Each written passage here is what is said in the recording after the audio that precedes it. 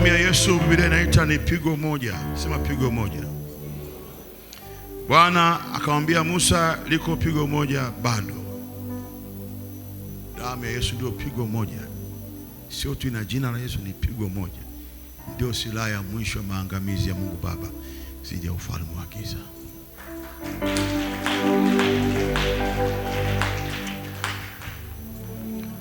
Damu ya Yesu ina uhuru wetu. Biblia inasema tunatoka katika mikono ya adui, makucha ya adui, kwa nguvu ya damu ya Yesu. Anasema damu ya Yesu inakuwa sababu ya shetani kukataa kupita kwenye mapito yetu. Pale ambapo sisi tunapita, basi adui hapiti. Damu ya Yesu.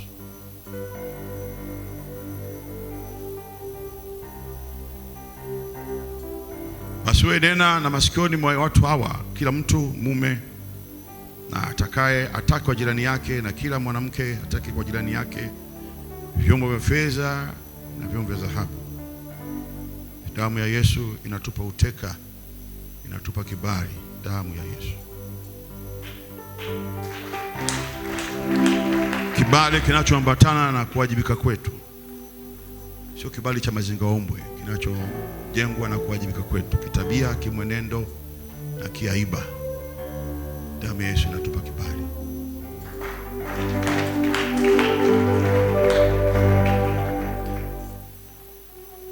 Tena kibali sio kwa rafiki, kwa maadui,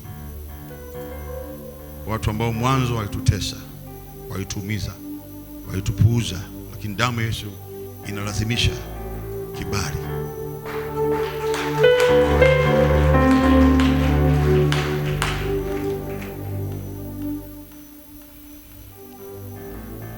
Musa akasema na Bwana, Bwana asema hivi, kama usiku wa manane mimi nitatoka nipite kati ya Misri na wazaliwa wa kwanza wote katika nchi ya Misri. Kwa maana damu ya Yesu inatuepusha na mabaya yale ambayo yanawakuta wengine. Hii damu itakuepusha, na hasa wewe, na hasa wewe, na hasa wewe. Varu yako kwa Mungu Baba inaongezeka, na Mungu anaanza kushughulika na maisha yako kwa uwezo wa damu ya Yesu.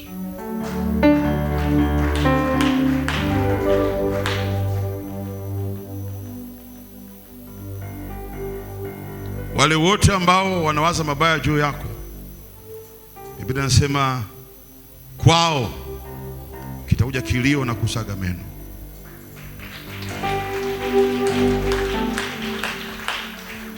Watu watalia kwa sababu ya Ebola na Corona na kadhalika na kadhalika, lakini kwa damu ya Yesu furaha itadumu kwako.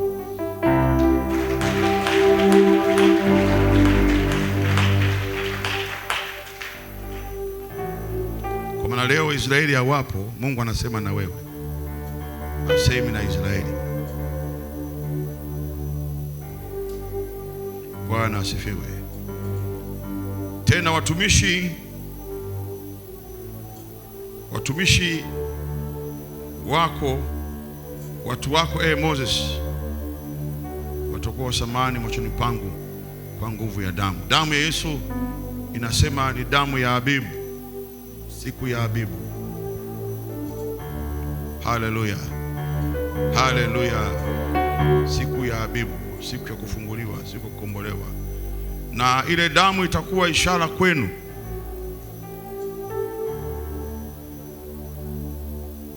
Katika nyumba zile mtazokuwemo, nami ndaiona ile damu itapita juu yenu. Pigo lolote litawapata, yule mharibu atakemewa ili asiwaharibu kwa damu ya Yesu.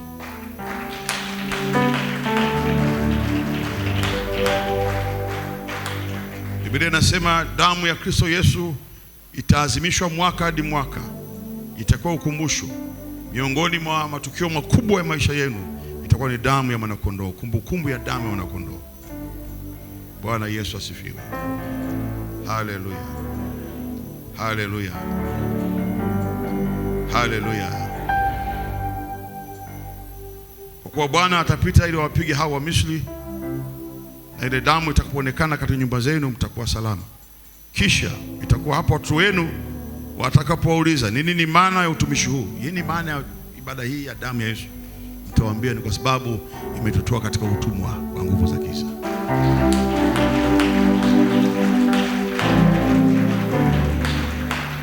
Bwana Yesu asifiwe.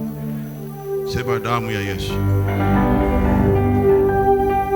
Biblia inasema kanisa lilishinda, walimshinda shetani kwa damu ya Yesu.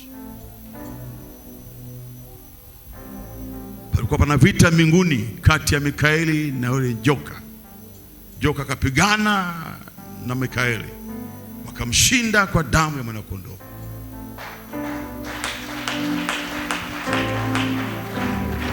Jipange tu vizuri, ishi kama mtu mcha Mungu.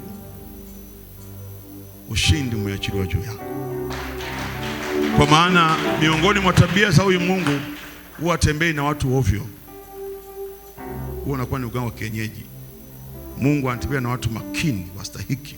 Huwa aachilii baraka zake kwa watu ovyo.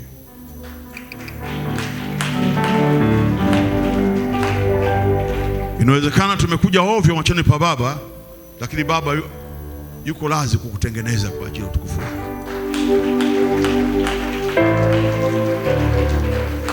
Na maandiko yanasema ibada ya damu ya Yesu isifanyike kiolela. Kila mtu kabla hajashiriki ibada hiyo ajipime kama ana sifa.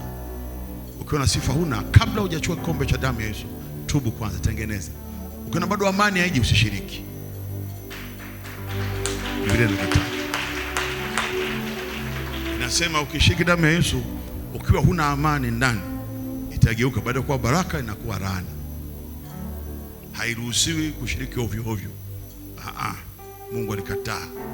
Alisema lazima anayeshiriki damu ya Yesu ajipime kama sifa anazo. Sasa inawezekana uko hivyo, basi angalau kabla hujashiriki tubu kwanza, Mungu nisamehe kwa yote, nisamehe. Ukiwa bado usikia amani, usishiriki. Tutashiriki Jumapili ijayo. Sasa hivi hapana, sisikii vizuri moyoni. Na ndio maana Jumapili ile ambayo tutashiriki tena, hakikisha siku hiyo ugombani na mtu. Waambie bwana, kesho nakwenda kushiriki damu ya Yesu, usinikwaze. Leo siwezi kupokea rushwa, kesho damu ya Yesu. Leo saa, kesho damu ya Yesu. Ndio masharti ya damu ya Yesu. Ukikataa inageuka inakuwa mwiba kwako. Sasa mimi nimenawa, nimeshawaeleza. Sisi katika shule ya Biblia na vitabu vya Biblia wanaambia usikubali kushirikisha damu ya Yesu watu ambao wajui. Sasa mimi nimenawa, nimesema na yeye aili ni yeye. Kama unasikia una amani usishiriki.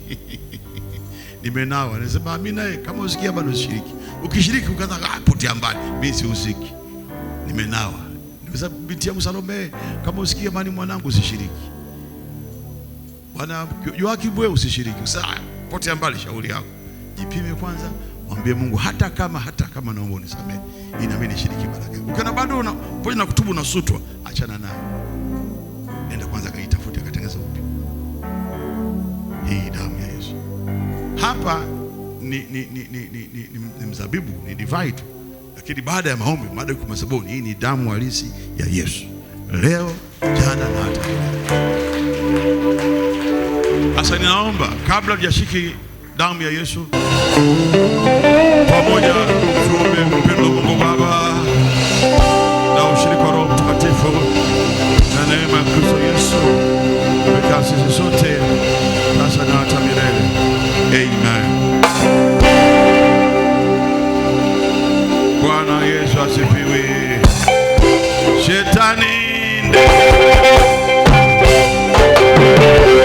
roho za uchawi, roho ya masikini yote, roho za uongo na uzushi na umbea, roho za umbea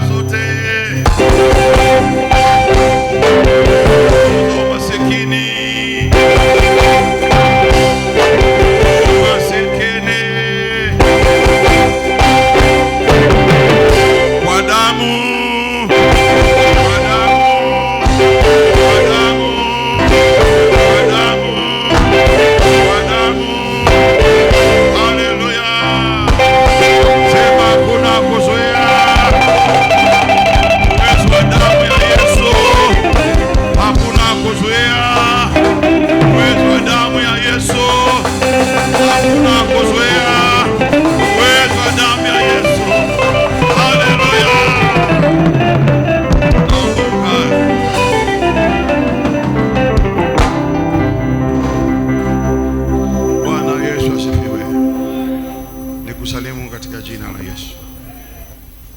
Kwanza wewe ambao tulikuwa wote jana asubuhi, nikupongeze, japo maandiko yanasema tumetenda ile tupasa, lakini kwa uzoefu wako wa kiroho nakupongeza kwamba jana ulikuwepo hapa asubuhi toka saa 4 usiku mpaka alfajiri saa 11, na leo umekuja tena nyumbani mwa Bwana.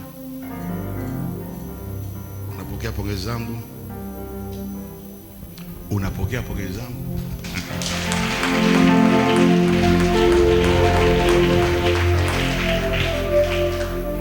Haleluya. Ningetaka haya ambayo nayasema unisikize kwa makini, kwa sababu na Mungu anipe kufundisha, sio kuhubiri, kwa sababu yatakuwa ni maisha yetu ya kila Jumapili ya mwisho wa mwezi. Tunaambiwa na wanazuoni, chochote ambacho ni msimamo wenu lazima mtu akielewe, kiseme tena na tena, ili kiingie kwenye moyo wa kila mtu. Bwana asifiwe. Bwana Yesu asifiwe. Kwa maana kila Jumapili ya mwisho wa mwezi, Mungu akipenda, tutakuwa na ibada ya kushiriki meza ya Bwana, damu ya Yesu, ibada ya damu ya Yesu, ibada ya damu ya Yesu, pamoja na kula mwili wa Kristo.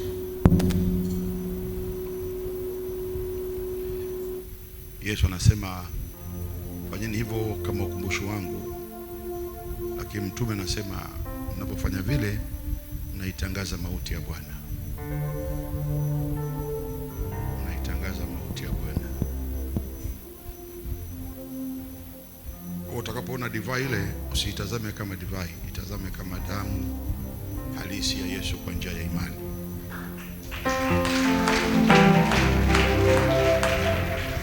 Yesu ametoa kibali, amesema huu mkate ni mwili wangu. Ilikuwa ni mkate tu wa ngano, lakini mwalimu alitaka tuuone kwa imani kama mwili wake. Na akasema kikombe hiki sawa ni mvinyo, ni divai, lakini muitazame sio mvinyo, divai. Mvinyo maana yake umechacha, una alcohol. Huu ni mzeituni. Fanyeni hivi, hii ndio damu yangu inayomwagwa kwa ajili ya wengi.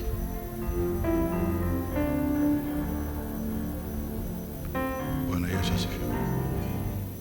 Hii ndio damu yangu inayomwagwa kwa ajili ya wengi. Fanyeni hivi kwa ajili ya ukumbusho wangu. Kama nilivyosema juzi, narudia tena leo kwa kusaidia wewe. Paulo mtume anasema yale ili kuwasaidia ninyi. Maana tumeumbwa kusahau, tumeumbwa kiwango cha kuelewa kina mtu hata mtu, na baadaye mtu atakielewa, baadaye anasahau. Ndio maana mwalimu anasema fanyeni hivi kwa ukumbusho wangu. Mnakumbushana, mnatangaza mauti ya Kristo Yesu. Sasa tunapotangaza mauti ya Kristo Yesu, kuna mnyumbuko wake, muendelezo wake, tafsiri yake. Kazi ya mauti ya Yesu ilikuwa ni nini? Nini kiko ndani ya mauti ya Yesu Kristo? Moja, kwa lugha rahisi, kupo kushindwa kwa nguvu za giza. Yesu alipokufa ndipo ufalme wa shetani uliporomoka, ulianguka.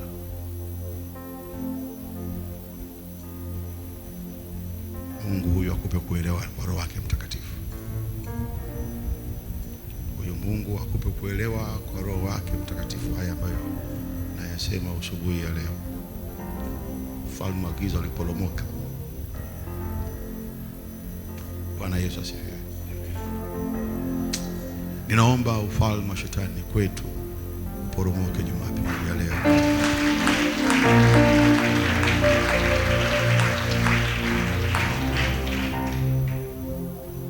Haleluya.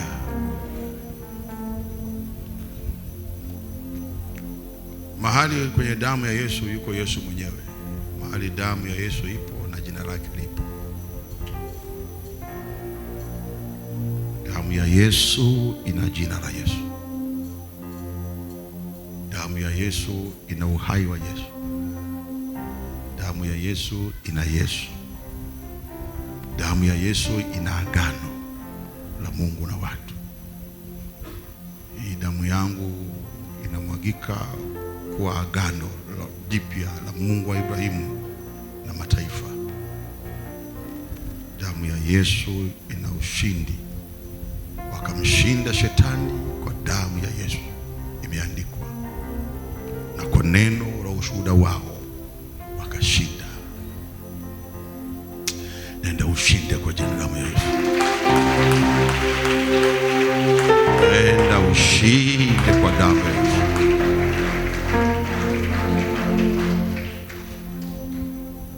Damu ya Yesu ni sadaka.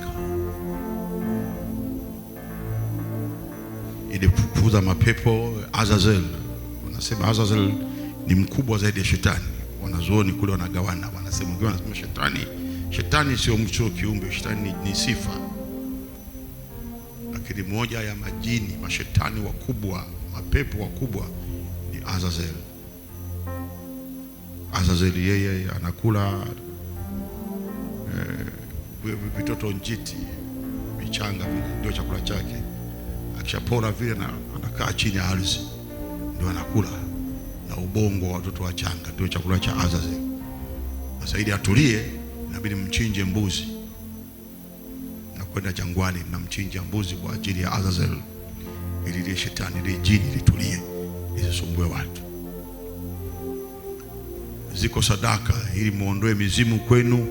Mnahitaji damu ya kuku wa bluu, kuku mweusi. Wale wanaojua kuzungumza na makaburi na mapepo na roho za kuzimu wanasema lete kuku mweusi, ili mizimu itulie, iondoke kwenu.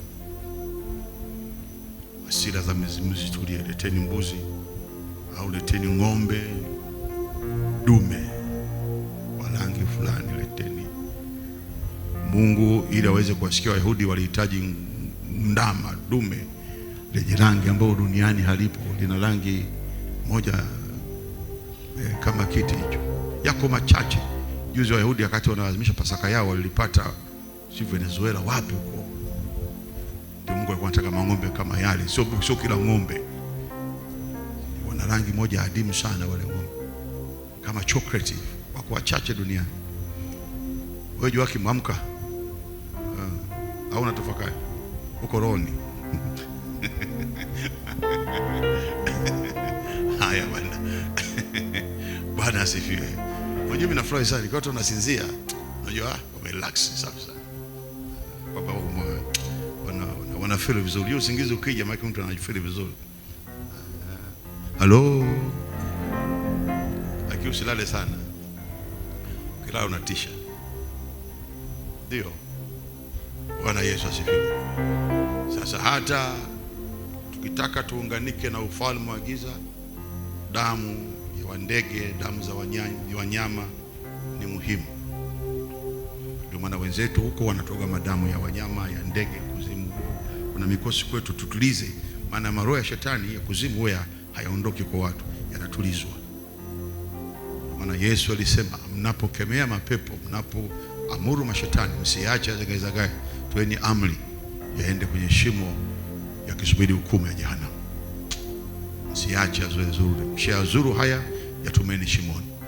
Ndio maana wale majini wakati wa Yesu walilalamika, wakasema tuamuru tuende shimoni. Wana shimoni huwa hayatoki, yanahifadhiwa yakingoja hukumu ya jehanamu.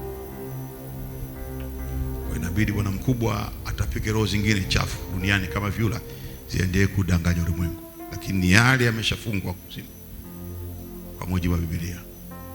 Sasa ziko sadaka za damu za ng'ombe, za kondoo. Hata zamani Mungu alikuwa anataka sadaka hizo kama kivuli cha damu ya Yesu.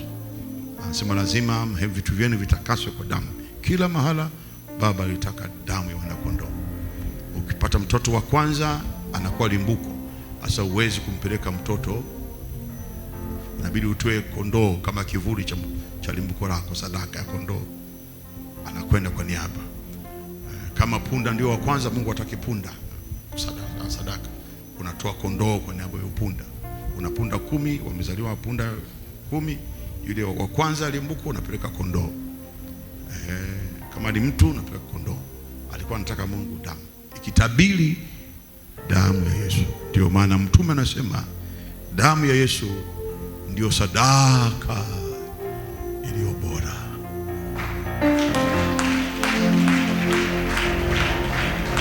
Damu ya Yesu ndio sadaka iliyo bora. Inasema, inazungumza damu ya Yesu, ina agano, ina jina la Yesu, lakini ndio sadaka iliyo bora. Ukienda kule Kigoma, Tanga, kule kwetu Mwakaleli, Mbeya, Iringa, Lindi, kwa mtaalamu anasema katote kuku mweusi, kuku mweupe, wanataka damu. Hata Mungu alikuwa anataka damu, lakini alikuwa anatabiri hii damu ya Yesu. Hakuna kitu ambacho Mungu kinambariki, kinamshusha hasira juu ya wanadamu anapoona damu ya Yesu. Hasira yote ambayo inashuka. Bwana Yesu asifiwe. Bwana asifiwe. Damu ya Yesu Biblia inaita ni pigo moja. Sema pigo moja. Bwana akamwambia Musa, liko pigo moja bado. Damu ya Yesu ndio pigo moja. Sio tu ina jina la Yesu, ni pigo moja. Ndio silaha ya mwisho ya maangamizi ya Mungu Baba dhidi ya ufalme wa giza.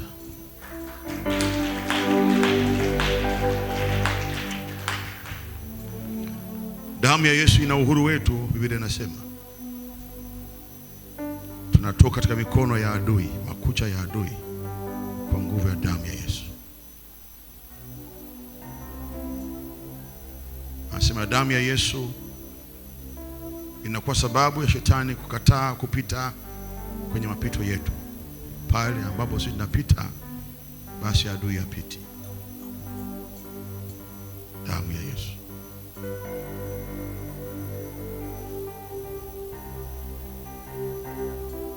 Basi wewe nena na masikioni mwa watu hawa, kila mtu mume na atake kwa jirani yake, na kila mwanamke atake kwa jirani yake, vyombo vya fedha na vyombo vya dhahabu.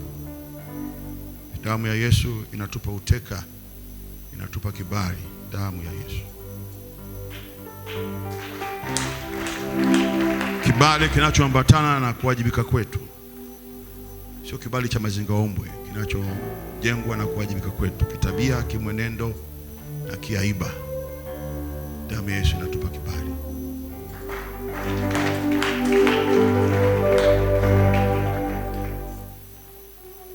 Tena kibali sio kwa rafiki, kwa maadui, watu ambao mwanzo walitutesa, walituumiza, walitupuuza, lakini damu ya Yesu inalazimisha kibali.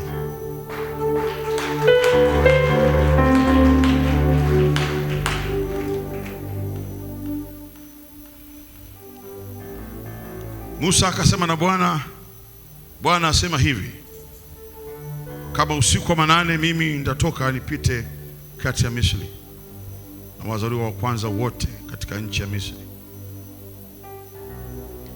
Kwa maana damu ya Yesu inatuepusha na mabaya yale ambayo yanawakuta wengine. Hii damu itakuepusha, na hasa wewe,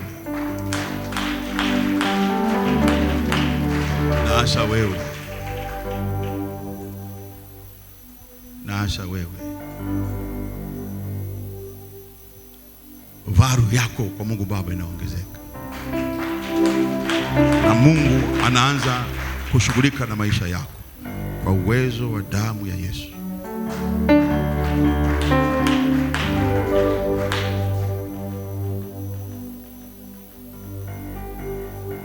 Wale wote ambao wanawaza mabaya juu yako, Biblia inasema kwao kitakuja kilio na kusaga meno.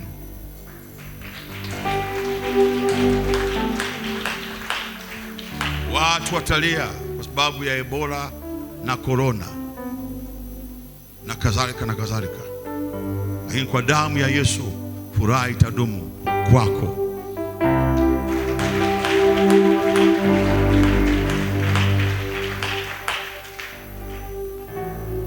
Kwa maana leo Israeli hawapo, Mungu anasema na wewe. Asemi na Israeli, Bwana asifiwe. Tena watumishi wako, watu wako Moses, watakuwa samani machoni pangu kwa nguvu ya damu. Damu ya Yesu inasema ni damu ya Abibu, siku ya Abibu. Haleluya, haleluya. Siku ya Abibu, siku ya kufunguliwa, siku ya kukombolewa. Na ile damu itakuwa ishara kwenu.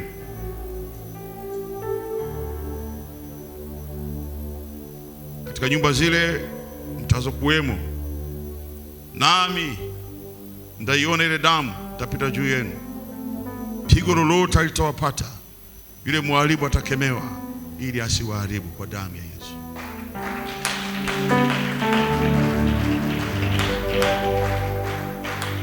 Biblia inasema damu ya Kristo Yesu itaazimishwa mwaka hadi mwaka.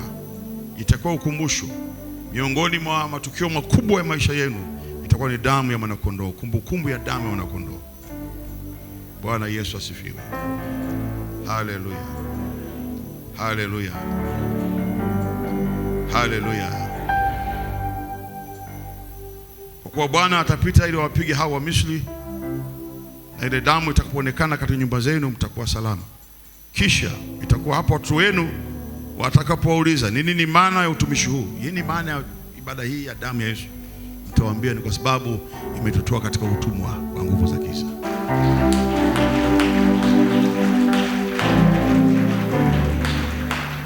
Bwana Yesu asifiwe.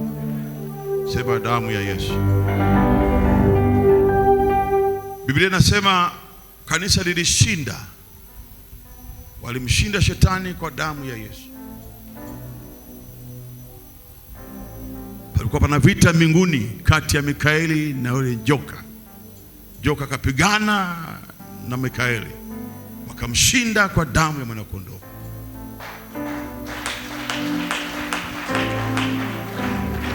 Jipange tu vizuri, ishi kama mtu mcha Mungu. Ushindi umeachiliwa juu yako. Kwa maana miongoni mwa tabia za huyu Mungu, huwa atembei na watu ovyo. Huwa anakuwa ni uganga wa kienyeji. Mungu anatembea na watu makini, wastahiki. Huwa aachilii baraka zake kwa watu ovyo. Wale ambao Mungu amewaita wanatambua kusudi la Mungu. Yaani kila mtu, sio kila mtumishi, hata wewe Mungu duniani alikuleta kutimiza kusudi fulani. Kila mtu duniani amekuja kutimiza kusudi fulani. Sasa utajuaje Mungu ameita kusudi hili? Ule udhihirisho na muda. Na jambo likatokea likawa ni bahati tu, ikasikia roho Mungu aliamua kutembea mwenyewe.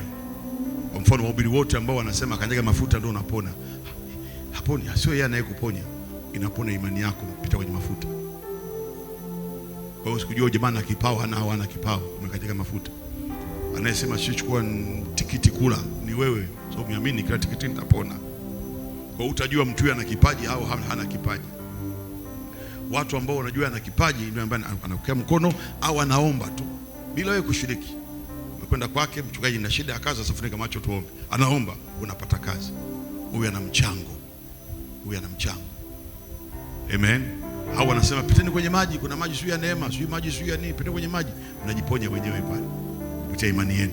Kanyageni chumvi, yule ameandaa tu mazingira. Unakanyaga chumvi pale unapona. Sio yule, ni ile chumvi. Yule ambaye unajua huyu Mungu amemtumia, yule ambaye unamwandikia message anaomba, kesho Mungu anajibu. Au anaomba tu, au anawekea mkono. Sasa sio mtu mmoja. Asiwekee mikono watu 10, afu akapokea wawili. Bado huyo hawezi kujithibitishia kwamba hicho kitu kiko ndani yake. Ni pale ambapo anaombea watu 180 wanatokewa na Mungu. Huyo ana kitu. Anaombea watu 1700, Mungu anaonekania. Mwaka wa kwanza hivyo hivyo, mwaka wa 3 hivyo hivyo, mwaka wa 4 hivyo hivyo, mwaka wa 5 huyo ana kitu hicho. Maana kuna wakati Mungu anamwaga uamsho wa pamoja. Dunia nzima katika mwili wa Kristo, Mungu anamwaga uamsho. Anamwaga roho ya uponyaji. Nasikia Zambia wanapona, Malawi, Iringa, Mbeya, Kongo, Marekani. Mungu kuna roho Mungu ameachilia ina operate dunia nzima. Sasa wenda hilo wimbi hilo ndio huyu mtumishi lilimkuta, ule muachiliwa wa Mungu wa dunia yote. Lakini mwingine hakuna dalili, watu hawaponi Kenya, hawaponi Zambia, hawaponi Malawi, lakini kwake wanapona. Tena sio watatu, sio cha kutafutiza, kiko wazi. Kiatu kimsogelea anapokea, akimsogelea anapokea. Huyu mtu ndio vipawa para viandika, ana kipawa cha uponyaji, ana kipawa cha miujiza, ana kipawa cha imani. Sasa mara nyingi vipawa huwa vinafanya kazi sana chuma unoa chuma. Yani anayekuombea ana kipawa cha imani na wewe una imani kama huyu, ni 100% lazima Mungu aonekane. Yani wewe huna makando kando, huna ujinga, umefundishwa ukafundishika ukaelewa, lazima Mungu ataonekana.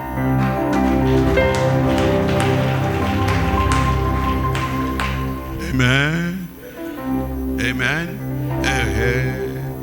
Kwa hiyo kila mtu duniani Mungu alimuita, alimtuma kutimiza kusudi. Katimiza kusudi hili. Sasa mimi mzee upako ningeweza kubahatisha. Sasa ilikuwa hivi mwaka 87. Nikiwa bado kijana mdogo kabisa, 86. Hivi. Mtu wa kwanza mimi kumtumia kumponya. Tena huyu mdogo wangu alikuwa mbishi na ndio waniamini vizuri. Mwaka 87 nakumbuka, ulikuwa mwezi wa 6. Mdogo wangu Musa ni marehemu, aitwa Lusa, alikuwa anaumwa malaria, binti na chemka. Akasema mimi na asili ya kutokubaliwa na furaha hii na hawa. Nilimwombea mdogo wangu, alipona ndani ya dakika 2. Bila kwenda hospitali, malaria ilikaa kimya pale. Sema na zaba.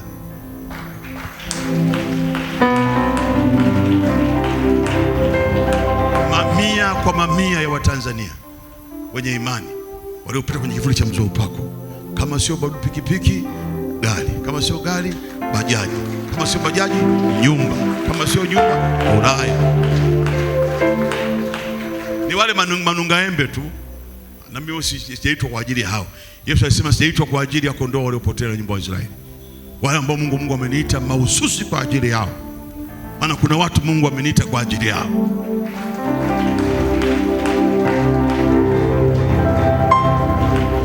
Sio wote. Hata Yesu alisema nimeitwa kwa ajili ya hawa wanaonisikiliza. Hawa ndio ndugu zangu. Nimeitwa kwa ajili ya Leticia. Nimeitwa kwa ajili ya nani yule Dr. Oliver. Amemaliza kazi Muhimbili, kata mti panda mti. Nimeitwa kwa ajili ya nimeitwa kwa ajili ya Mchombe, kwa ajili ya watu wote ambao nimeitwa kwa ajili yao wote. Nimeitwa kwa ajili ya mdogo pale juzi amenunua gari, au mmoja wapo amenunua uwanja wa zaidi ya milioni 50 Kigamboni, pwani kabisa hivi ya pwani.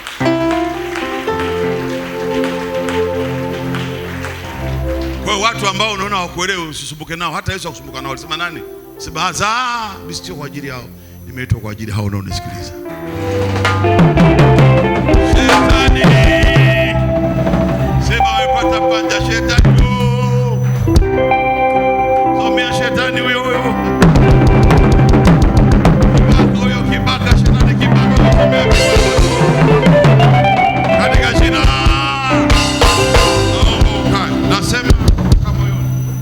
Nasema toka moyoni. Nasema toka moyoni. Maandiko yanasema Musa alitenda, alisema sawa sawa na Mungu alivyomwelekeza, na Wayahudi wakatenda sawa sawa na Musa alivyomwelekeza. Hakuna jeshi la kutushinda kwa damu ya Yesu.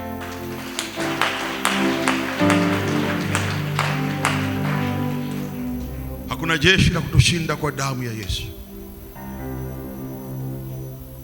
Wala hakuna silaha juu yako itafanikiwa.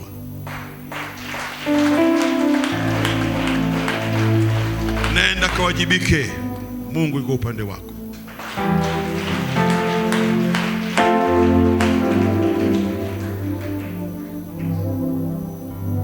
Niseme wazi, mchana kweupe, magorofa yanakuja.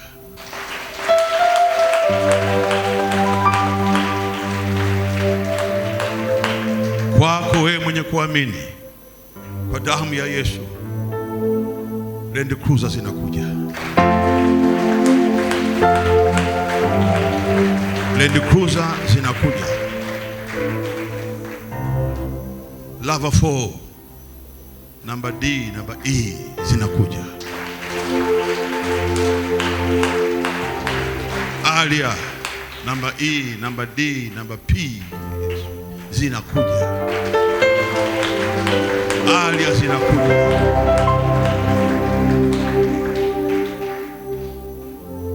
Sintasema maneno haya kwa kiwango cha imani yako, ndasema kwa kiwango cha uwezo wa damu ya Yesu. Sintasema maneno haya kwa kiwango cha ufahamu wako, nasema haya kwa kiwango cha uwezo wa damu ya Yesu. Magorofa yanakuja. Magorofa yanakuja. Magorofa yanakuja.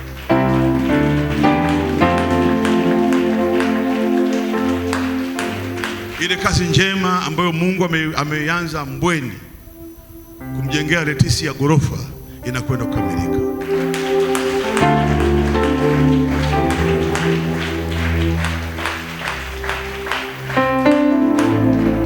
Ile kazi njema ambayo Mungu ameanza Mbweni kumjengea Leticia gorofa la kisasa zuri, ili astafu vizuri, azeeke vizuri, inakwenda kukamilika. Najua imefikia zaidi ya 50% au 60%, najua,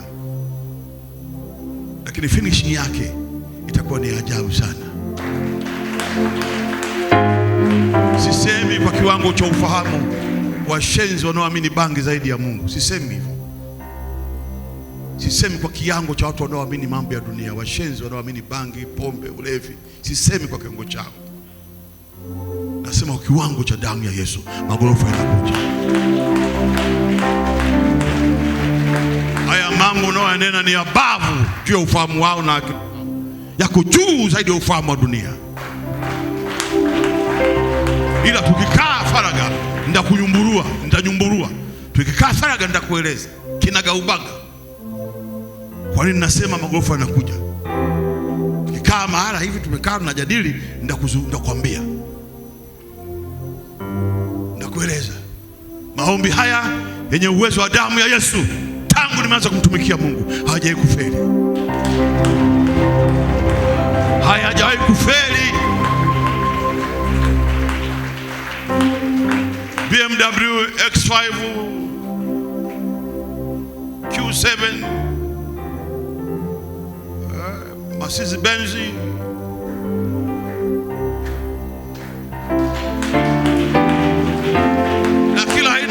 kifahari ni urithi ambao Baba ametupa. Wajapani wanaunda magari kwa ajili yangu na kwa ajili yako. Wajerumani wanaunda magari kwa ajili yako na kwa ajili yangu. Waamerika wanaunda magari kwa ajili yako na kwa ajili yangu.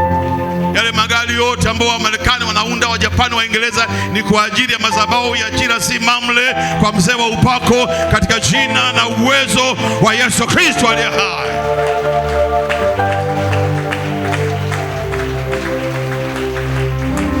Maskani yote ambao wa Sweden wanaunda ni kwa ajili ya madhabahu ya mzee wa upako, kwa ajili ya madhabahu ya mzee wa upako. Naomba ukae.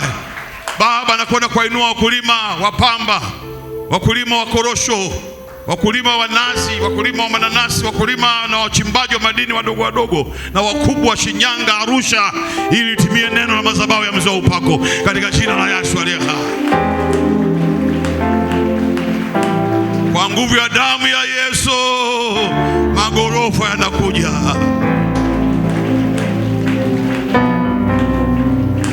Roho ya maombi inakuja. Hata wasioomba baada ya miezi mitatu mtakuwa mnakuja hapa mnabubujika kama zaidi hata mzee wa upako.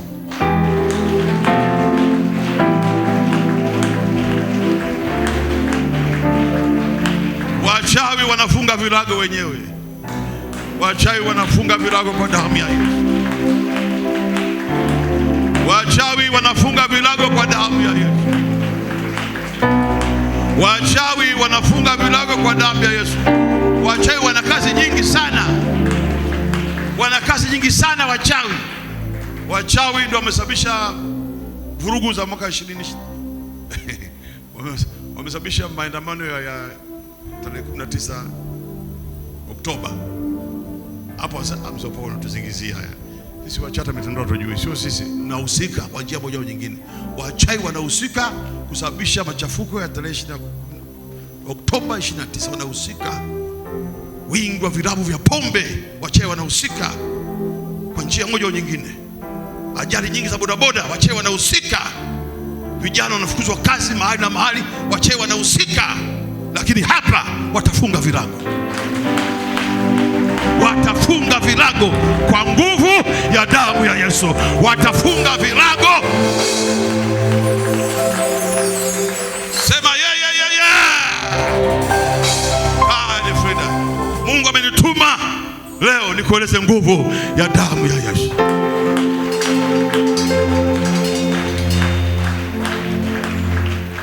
Hata mambo yaliyo ndani yako wewe yajui. Ndio maana kuna kikozi hapa ambacho hakiishi, yatatoka. Kila pando sio panda baba ndani yako litahama. Damu ya Yesu ikupe kibali. Ikupe kibali. Maandiko yanasema usiku ule Wayahudi waliondoka na mali nyingi kwa nguvu ya pigo moja, na uteka mwingi waliondoka nao. Uteka mwingi waliondoka nao. Namshukuru Mungu wa mbinguni. Pamoja na maombi haya ya kukataa kuzaa mapoza, lengo ni kuhama tu kiwango. Lakini kamwe injili hii na maombi haya kwa miaka 30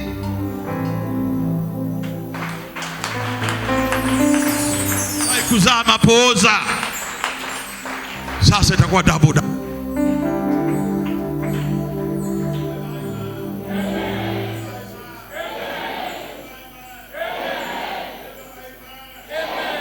Mungu wetu ni mwema. Mungu wetu ni mwema.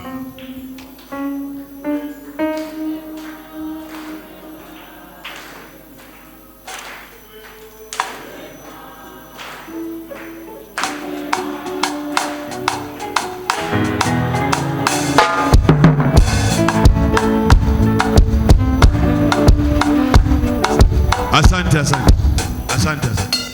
Wewe mtu wa ngoma, usifikia tuko makwizi au kule wapi kule. Sipiga mangoma. Wewe Chris, wasaidia watoto hawa.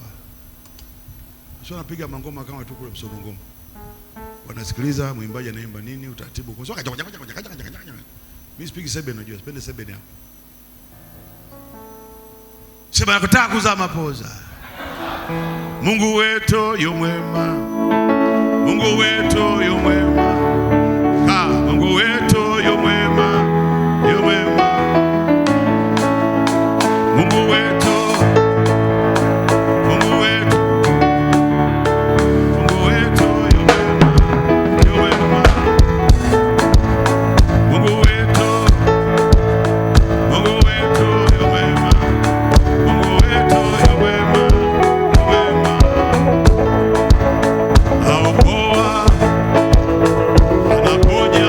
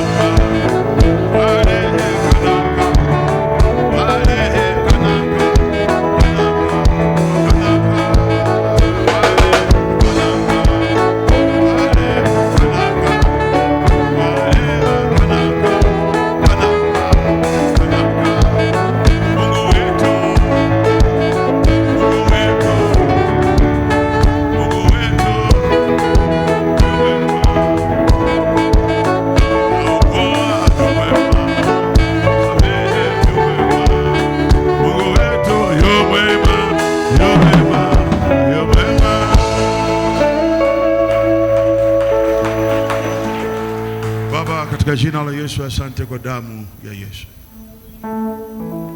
Nakushukuru mtakatifu wa Ibrahimu, Mungu wa Isaka na wa Yakobo. Baba, na imani na wewe, na imani na sauti ya Roho Mtakatifu. Nina imani Baba na majira haya yaliyoamuliwa.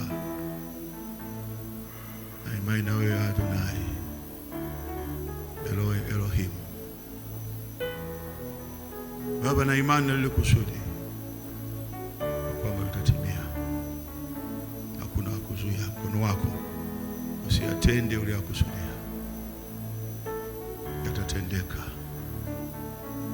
Kinyume na mawazo ya wanadamu yatatendeka. Kinyume na matarajio ya wengi yanatendeka Baba. Kutia uwezo wa nguvu ya damu ya Yesu yanatendeka.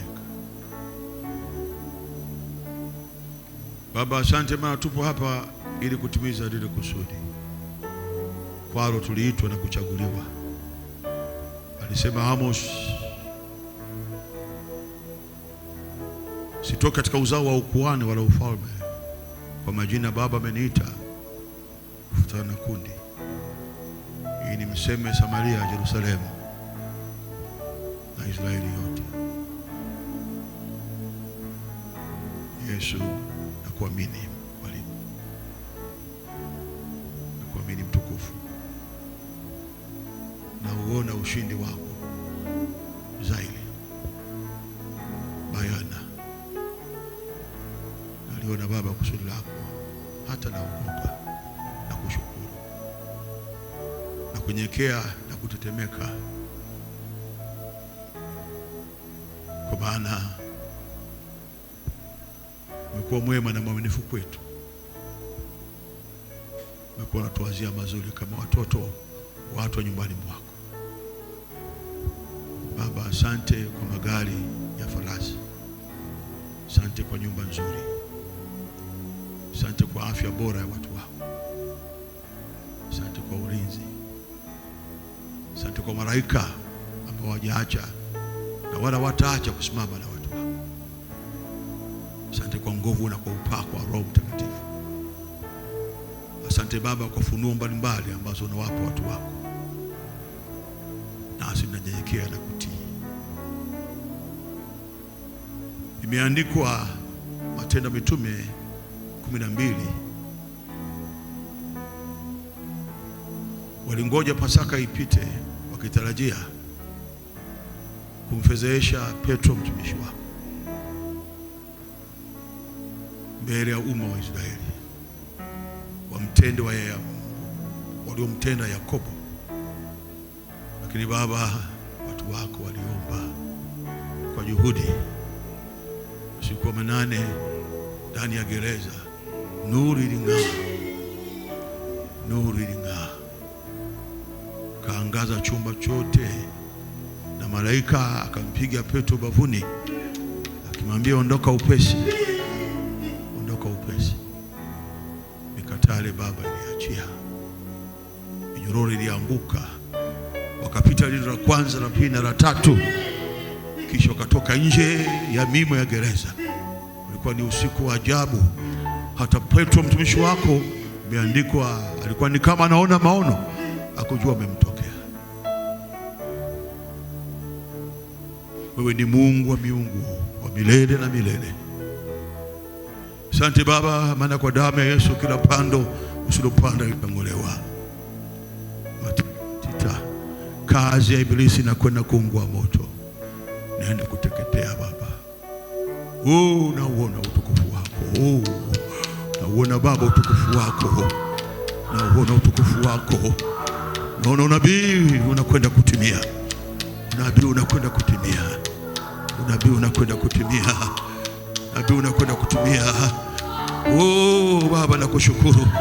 Kisukari kinahama, figo zinapona, mifumo yote ya mili watu wako inapona kwa jina la Yesu Kristo, na kwa damu ya Yesu Baba naona uponyaji.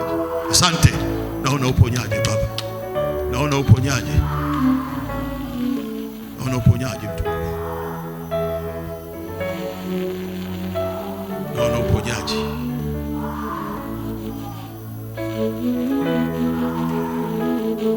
ni Mungu wa miungu Bwana Yesu. Napisha mimi, napisha kivuli chako Baba kitembee kwenye maisha yetu. Roho wako Mtakatifu atembee. Roho wako Mtakatifu atembee kwenye maisha yetu. Atende kile ambacho wewe Yesu umekusudia kitenda. Katika jina kila baba aliyoko hapa, namwombea baraka, namwombea uponyaji, namwombea kusonga mbele, namwombea neema na amani, namwombea uongozi wa Roho Mtakatifu, namwombea Baba uongozi wa Roho Mtakatifu. Roho wako Mtakatifu atawale, atembee nyumba kwa nyumba, mtaa kwa mtaa, mkoa kwa mkoa, nchi kwa nchi. Atende yale ambayo Baba alikusudia toka milima ya Golgotha, toka milima ya Calvary. Hakika yake watashindana, lakini hawatashinda. Hawatashinda. Hawatashinda. Hawatashinda. Hawatashinda.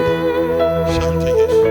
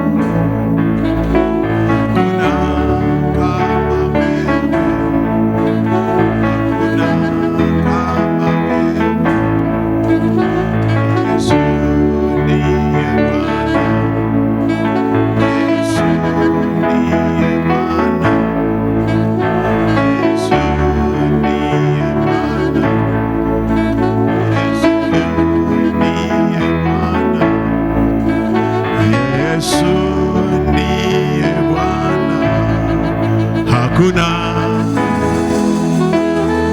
Haleluya, haleluya, haleluya, haleluya, haleluya. Damu ya Yesu, damu ya Yesu. Nakataa kuzaa mapoza kwa damu ya Yesu. Milima ishushwe kwa damu ya Yesu. Jumapili ya leo napona ugonjwa kwa damu ya Yesu. Oh, haleluya. Pamoja tuseme amen. Naomba usimame. Ukiwa umesimama hivyo, simama kila mmoja usimame. Utachukua kikombe hapa chenye divai cha damu ya Yesu. Kwa imani hii ni damu ya Yesu, ni damu halisi ya Yesu. Kabla hujanywa utashukuru Mungu. Utasema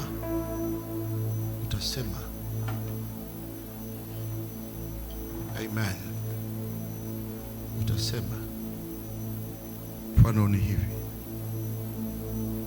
Baba, asante kwa damu ya Yesu. Na kunywa damu ya Yesu. Watashinda lakini watashinda. Naomba msamaha. Magonjwa ndani yangu yashindwe, milima ishushwe, mabonde yainuliwe kwa damu ya Yesu. Milima ishushwe, milima ishushwe kwa damu ya Yesu, na mabonde yainuliwe. Asante Yesu kwa msalaba, asante kwa mateso na mengine yote ambayo Mungu atakuongoza. Unanielewa? Sijasema funike macho, sikiliza huko. Ambao Mungu atakuongoza. Kama huna ya kusema, basi tumia ile ya kwangu. Milima inashushwa, mabonde yanainuliwa. Nakataa kuzaa mapoza, nakataa kuwa mkia, kwa damu ya samani ya Yesu Kristo. Yesu Baba, utende kuliko niumbavyo na niwazavyo. Damu ya Yesu, damu ya Yesu inipe ushindi. Damu ya Yesu inipe ushindi, inipe ushindi na kumpenda Mungu, katika jina la Yesu aliye hai. Baada ya hapo, imanuizo hayo katika jina. Na ukishiriki usikae kimya, ndiye kushukuru Mungu. Asante Baba, asante Baba, asante umeniponya, asante umeniokoa, asante umenifungua. Nasema yale ambayo unataka Mungu akutendee. Nasema asante Baba, asante Baba, asante Baba, asante Baba. Nasema utasema. Iko siku kama sio leo yatatimia. Iko siku hata kama sio leo yatatimia. Yatatimia. Jifinyange, jitafute kupitia damu ya Yesu. Na Mungu akusaidie. Damu imebobo. Mtu mmoja utapita kwa utaratibu hapa mbele. Utachukua kimoja kwa utaratibu, usimwagike. Abu Sulembuwe wazao kae mbele, unachukua haraka haraka.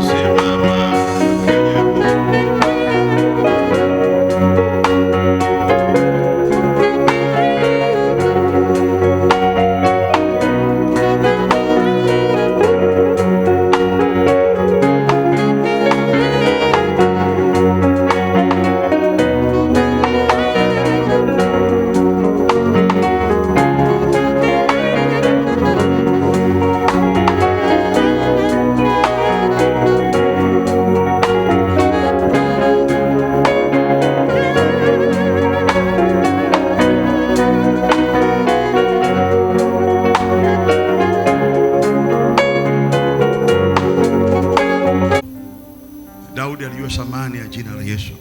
Akaambia Goliath, tunajia kwa ufumo na kwa upanga, lakini mimi nakuijia kwa jina la Bwana Mungu wa majeshi uliotukana. Nasema kwa jina la Yesu, songa mbele. Jina la Yesu ambalo liko ndani ya damu yake mwenyewe, songa mbele. Songa mbele. Oh, haleluya. Songa mbele. Songa mbele. Songa mbele. Tazama, kwa damu ya Yesu baraka zinakwenda kuamuliwa, zinakwenda kuelekezwa. Songa mbele. Haleluya. Namuomba Mungu sana kila asubuhi iweke roho inayokuhimiza kusonga mbele. Si jambo jipya. Kuna wakati Paulo mtume alikuwa hana mwelekeo. Malaika alimwambia Paulo, songa mbele, katika mji huu na watu wengi, songa mbele. Haleluya. Damu ya Yesu inasema mema. Yapi yale mema ya Musa? Mtakuwa vichwa, mtakuwa mkia. Mtakopa lakini hamtakopesha. Mtakopa lakini mtakopesha, lakini hamtakopa. Kukopa wakati mwingine huwa tunalazimishwa na mazingira. Mazingira yanatuamuru kukopa, kuchukua vya watu, ama kwa mabenki ama kwa kausha damu. Lakini tazama, kwa damu ya Yesu natamka, natangaza, kuto kukopa kunakuja kuto kukopa. Kuto kukopa kutakuandama, kutakutafuta. Amini pamoja na mimi, hii ni sadaka inaopita sadaka zote. Zile sadaka ambazo waganga wanasema leta damu ya kwale, damu ya njiwa. Hapa kuna zaidi ya damu ya njiwa. Hakuna kukopa tena, maana hii damu ya Yesu inasema mema, inasema mema, ina utetezi, inakutetea mbele ya Mungu Baba. Achana na hoja za dunia, achana na watu wa dunia wasioamini, achana nao, achana nao kabisa kabisa. Weka pamba masikioni, sikiliza Biblia. Biblia haiji kumpotosha mtu. Biblia haiji kumwangusha mtu. Tangu imeandikwa, damu ya Kristo inakutetea. Ina mambo mengi ya kusema kwa ajili yako, hata mwingine uyajui wewe. Inasema, itasema kwa ajili ya watoto wako, itasema kwa ajili ya ndoa yako, itasema kwa ajili ya kazi yako ya mikono, itasema kwa ajili ya kesho yako. Damu ya Yesu inasema. Haleluya. Baba anaita damu ya Yesu kama kombora, pigo la mwisho zidi ya mashetani. Maana ndani ina kila ulisi. Ina Yesu mwenyewe, ina jina la Yesu, ina agano, ni sadaka, ina ushindi, ni pigo moja zidi ya shetani. Damu ya Yesu, pigo moja zidi ya shetani. Baba aitumia mapigo mengi, shetani akakwepa. Majipu akakwepa, chawa akakwepa, na ilikuwa damu akakwepa Farao, yani shetani. Baba akasema, Musa, naitwa Jehova, usiogope. Zamani wakati wa Ibrahimu nilijidhihirisha kama Mungu Mwenyezi, lakini sasa mimi ni Jehova, ni Mungu nayekumbuka maagano, nakumbuka agano langu. Ndio maana hata kama ukiumwa huko Muhimbili, huko maututi Aga Khan, Baba atakumbuka maombi ya Jumatano, mkesha wa 27 ataukumbuka maombi yale uliolia, atakumbuka, atalizia afya katika maisha yako, katika jina la Yesu aliye hai. Sema yeah. Naomba ukae. Wewe umesahau, lakini Mungu asahau, ni Mungu wa maagano. Baba atakumbuka 27 mwezi wa pili. Tuliomba tangu saa 4 mpaka alfajiri. Maana ni Mungu wa maagano. Ni Mungu wa maagano. Kupitia damu ya Yesu Mungu atakumbuka maagano. Unakwenda kwenu Tanga au Moshi ama Arusha ama Dodoma, gari linayumba, Baba atakumbuka damu ya Yesu. Na pale damu ya Yesu itajenga kesi kwa Baba. Miongoni mwa wasafiri yumo Juma, yumo James, yumo Franki. Bado ana majukumu ya kuhubiri Injili, ana majukumu ya kutunza watoto, ana majukumu ya kufanya kazi yako isonge mbele. Inasema damu ya Yesu. Frank amekata kauli kwa Muhimbili, yuko ICU, kumbe kule mbinguni damu ya Kristo Yesu inajenga kesi, inajenga hoja.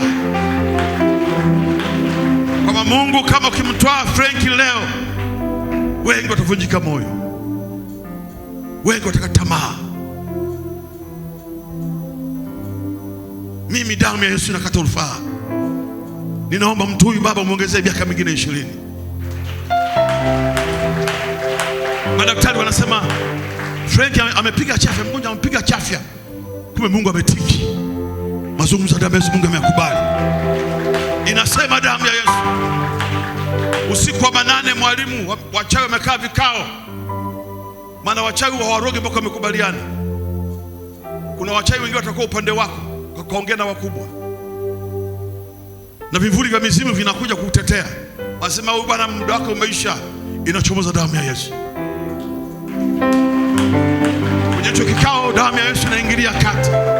Inaanza kusema kwamba huyu miaka 2000 iliyopita nilikufa kwa ajili yake,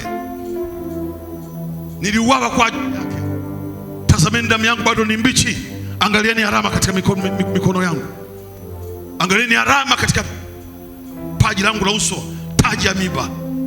Nilimwaga damu kwa ajili ya huyu mwalimu. Damu ya Kristo Yesu ina revenge kwa Mungu Baba, na Mungu ana sign. Ilikuwa kazi ufukuzwe, unaongeza cheo. Damu ya Yesu inasema damu ya Emmanuel, inasema damu ya mwanakondoo. Haleluya! Na msi Yesu wa milele leo damu yake iseme kwa ajili yako, iseme kwa ajili yako. Haleluya! Unapoanza mwezi wa 3, anza kwa kishindo, anza kwa baraka, anza kwa uwezo kama upepo wa tsunami, kwa jina la Yesu aliye hai. Haleluya, haleluya, haleluya, haleluya, haleluya. Kama sawa, sema sawa sawa. Haleluya. Sema wepata panja shetani. Somea shetani huyo.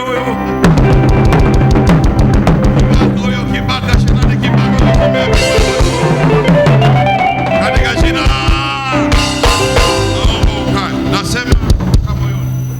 nasema toka moyoni, nasema toka moyoni. Maandiko yanasema Musa alitenda, alisema sawa sawa na Mungu alivyomwelekeza, na Wayahudi wakatenda sawa sawa na Musa alivyomwelekeza. Hakuna jeshi la kutushinda kwa damu ya Yesu.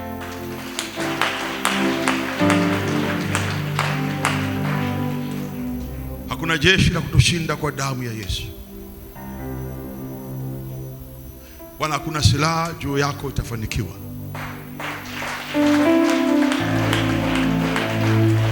Nenda kawajibike, Mungu yuko upande wako.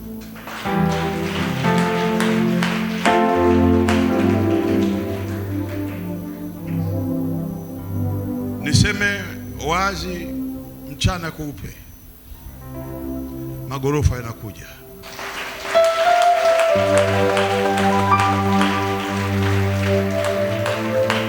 Kwako wewe mwenye kuamini, kwa damu ya Yesu, Land Cruiser zinakuja.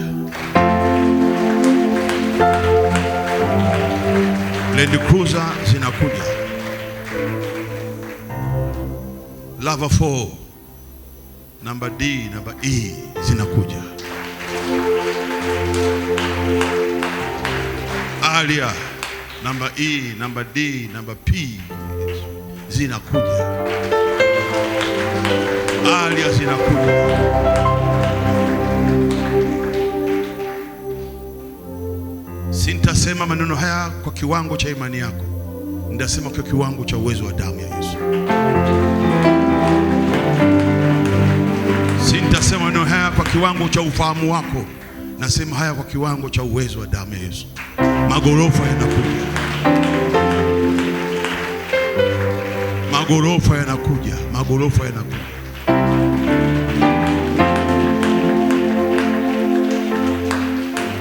Ile kazi njema ambayo Mungu ameanza Mbweni kumjengea Leticia gorofa inakwenda kukamilika.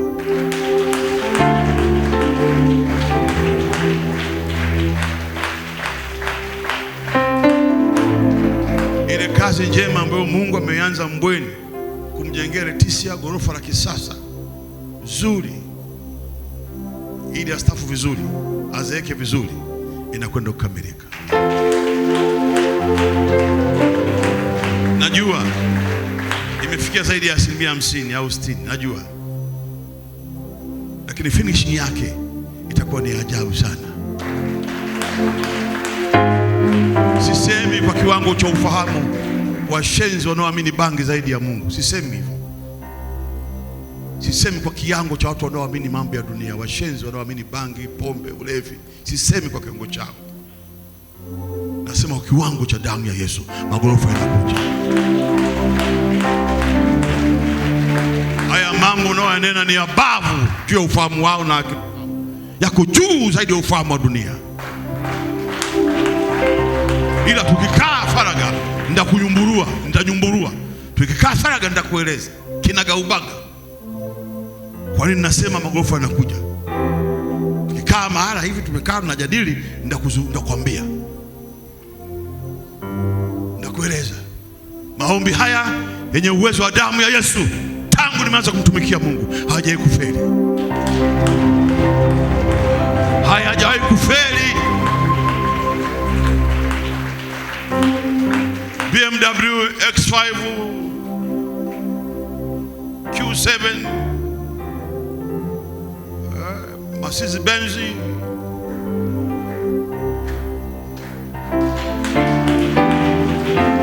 na kila aina ya magari ya kifahari ni urithi ambao Baba ametupa.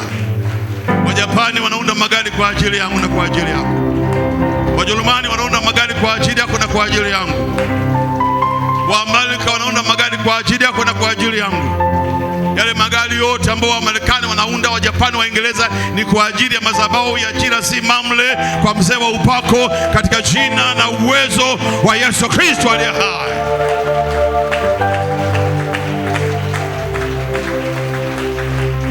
Yale maskani yote ambao wa Sweden wanaunda ni kwa ajili ya madhabahu ya mzee wa upako, kwa ajili ya madhabahu ya mzee wa upako.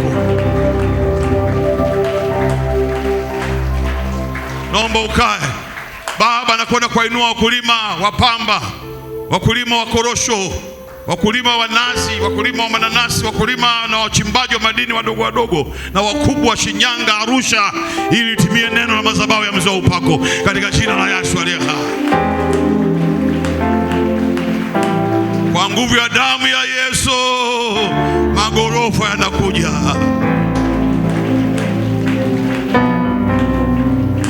Roho ya maombi inakuja. Hata wasioomba baada ya miezi mitatu mtakuwa mnakuja hapa mnabubujika kama zaidi hata mzee wa upako.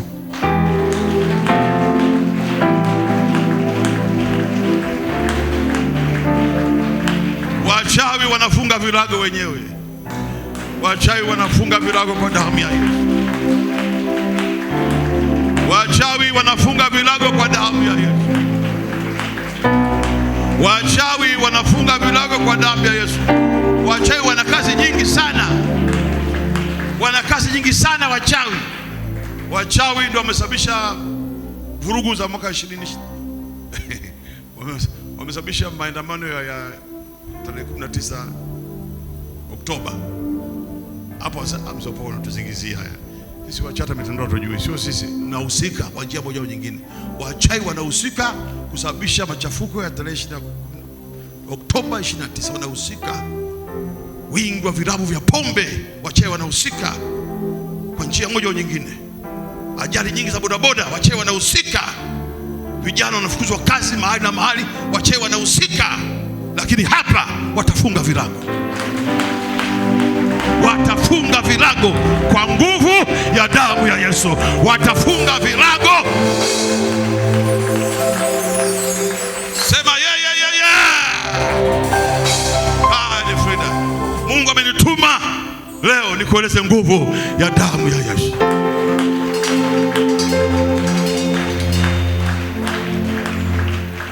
Hata mambo yaliyo ndani yako wewe yajui.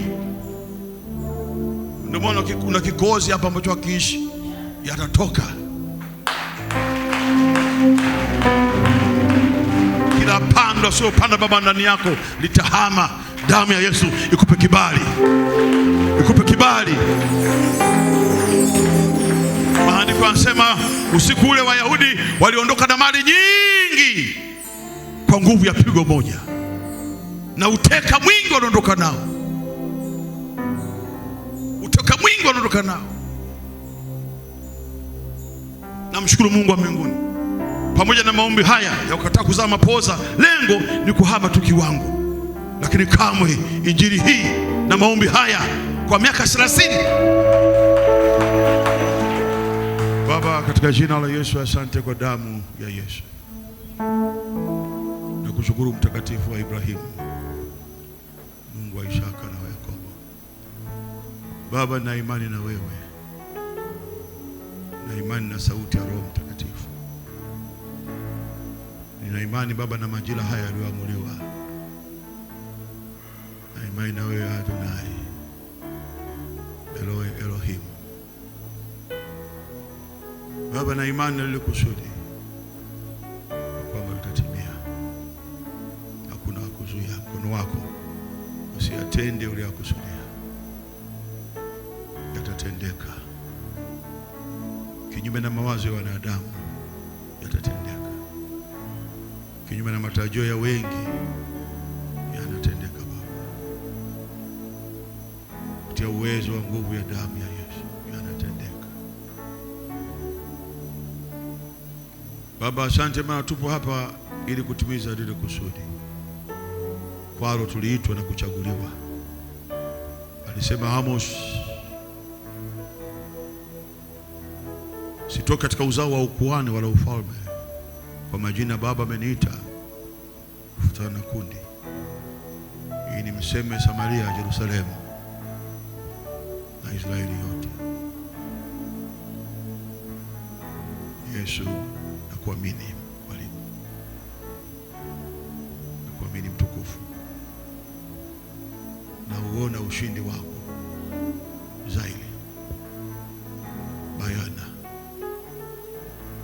Naliona Baba kusudi lako, hata naogopa na kushukuru na kunyekea na kutetemeka, kwa maana umekuwa mwema na mwaminifu kwetu. Umekuwa unatuwazia mazuri kama watoto watu wa nyumbani mwako. Baba, asante kwa magari ya farasi, asante kwa nyumba nzuri, asante kwa afya bora ya watu wako, asante kwa ulinzi, asante kwa malaika ambao hawajaacha na wala wataacha kusimama na watu wako. Asante kwa nguvu na kwa upako wa Roho Mtakatifu. Asante Baba kwa funuo mbalimbali ambazo unawapa watu wako, nasi tunanyenyekea na kutii. Imeandikwa Matendo ya Mitume 12, walingoja Pasaka ipite wakitarajia kumfedhesha Petro mtumishi wako mbele ya umma wa Israeli, wamtende waliomtenda Yakobo. Lakini Baba, watu wako waliomba kwa juhudi. Usiku wa manane ndani ya gereza, nuru iling'aa, nuru iling'aa, kaangaza chumba chote, na malaika akampiga Petro bavuni akimwambia, ondoka upesi, ondoka upesi. Mikatale Baba iliachia, minyororo ilianguka, wakapita lilo la kwanza, la pili na la tatu, kisha wakatoka nje ya mimo ya gereza. Ulikuwa ni usiku wa ajabu. Hata Petro mtumishi wako, imeandikwa, alikuwa ni kama anaona maono, akujua amemtokea. Wewe ni Mungu wa miungu, wa milele na milele. Asante Baba, maana kwa damu ya Yesu kila pando usilopanda litang'olewa. Matita kazi ya ibilisi na kwenda kuungua moto, naenda kuteketea Baba. Nauona utukufu wako. Nauona Baba utukufu wako. Nauona utukufu wako. Naona unabii unakwenda kutimia. Unabii unakwenda kutimia. Unabii unakwenda kutimia. nabii unakwenda kutumia. Oh Baba, nakushukuru. Kisukari kinahama, figo zinapona, mifumo yote ya mili watu wako inapona kwa jina la Yesu Kristo, na kwa damu ya Yesu Baba naona uponyaji. Asante, naona uponyaji Baba, naona uponyaji, naona uponyaji mtukufu, naona uponyaji.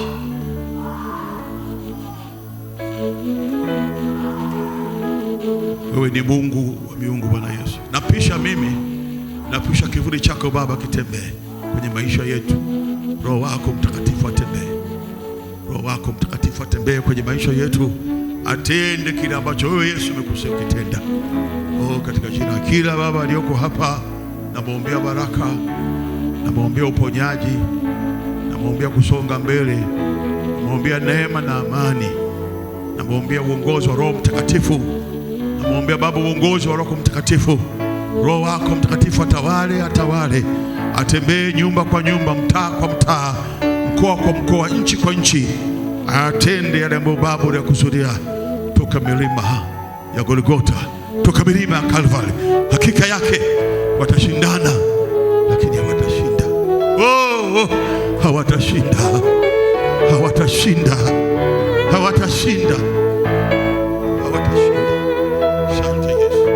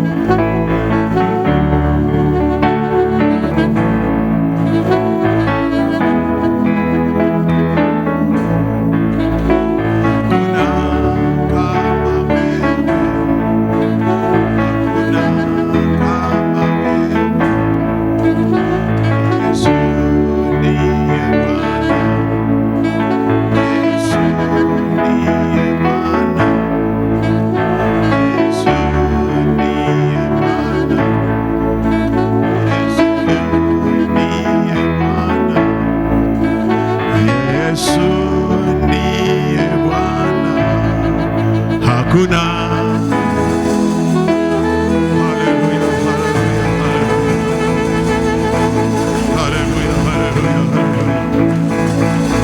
Damu ya Yesu, damu ya Yesu. Nakataa kuzaa mapoza kwa damu ya Yesu. Milima ishushwe kwa damu ya Yesu. Jumapili ya leo napona ugonjwa kwa damu ya Yesu. Oh, haleluya. Pamoja tuseme amen. Naomba usimame. Ukiwa umesimama hivyo, simama, kila mmoja usimame. Utachukua kikombe hapa chenye divai cha damu ya Yesu. Kwa imani hii ni damu ya Yesu, ni damu halisi ya Yesu. Kabla hujanywa utashukuru Mungu. Utasema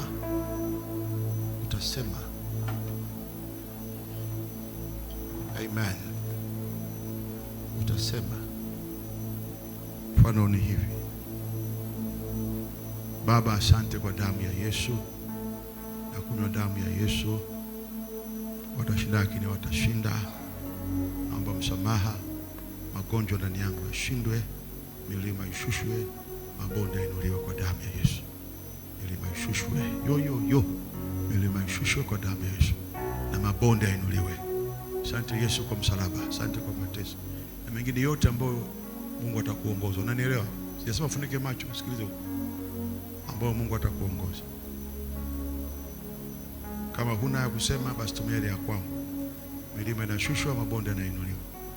Nakataa kuzaa mapoza, nakataa kuwa mkia, kwa damu ya samani ya Yesu Kristo. Yesu Baba, utende kuliko niombavu na niwazavyo. Damu ya Yesu, damu ya Yesu inipe ushindi. Damu ya Yesu inipe ushindi, inipe ushindi na kumpenda Mungu, katika jina la Yesu aliye hai. Baada ya hapo, manuizo hayo katika jina. Na ukishiriki usikae kimya, ndio kushukuru Mungu. Asante Baba, asante Baba, asante umeniponya, asante umeniokoa, asante umenifungua. Nasema yale ambayo unataka Mungu akutendee. Nasema asante Baba, asante Baba, asante Baba, asante Baba. Nasema utasema. Iko siku kama sio leo yatatimia. Iko siku hata kama sio leo yatatimia. Yatatimia. Jifinyange, jitafute kupitia damu ya Yesu. Na Mungu akusaidie. Damu imebobo. Mtu mmoja utapita kwa utaratibu hapa mbele.